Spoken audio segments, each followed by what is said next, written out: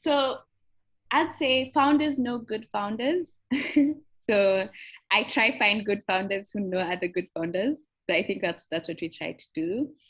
And I mean, I guess like everywhere you look in terms of like your networks, personal networks, and you'd always know that entrepreneur. I'm sure even if you think about like your class at some point, there's that entrepreneur, you know, and those people know good people. So I think that's the biggest one. And also other investors actually. The investment community is really great, especially the African investor community is really great when it comes to like sharing great founders that we think are a good fit for each other.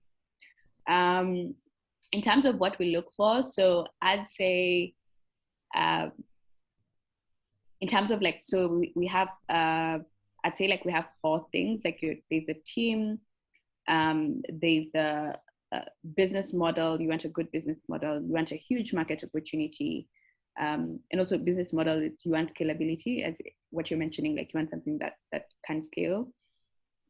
You also want.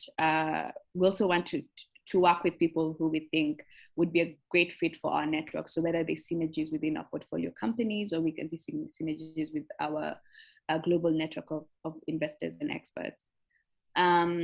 So I'll double click there on team, just because that's really important.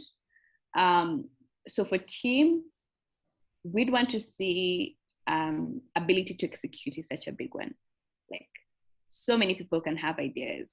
You can talk about it. You can like, but what separates the good founders or the great founders from the not so great founders is just that ability to execute. And that means executing well, but also with speed. I find like I have immense respect for people who can, not just even founders, just people who can like really execute and do it with speed. Grit is also a big one. Like founding a business is more, yes, being smart is important, but someone who's more patient, more resilient can tremendously outdo just a smart person, because a lot of like the building of a company is psychological. It's the ups, it's the downs, it's the pushing through. It's like when do you know when to let go and when to push? And most of the time, pushing is the answer, right? So that resilience is something that we really look for. And also domain expertise. So this one is because so the domain expertise in the sense of like what skills do you have, technical, or do you know the market? So sometimes you'd find like being an outsider helps in the sense of like you can see a problem from a different lens. But at most of the time, at least the research says that having like a really good inside view of the market that you're in, or you're solving a problem that you personally face.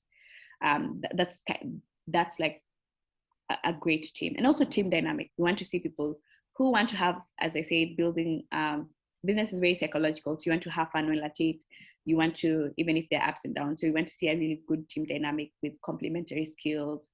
Yeah, so those are the things I'd say we look for. And of course, traction. Powered by Futech.io, where we take the guesswork out of decision making by matching buyers and sellers in an easy way.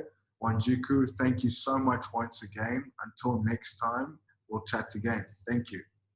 Thank you. Thank you so much for having me. Take care.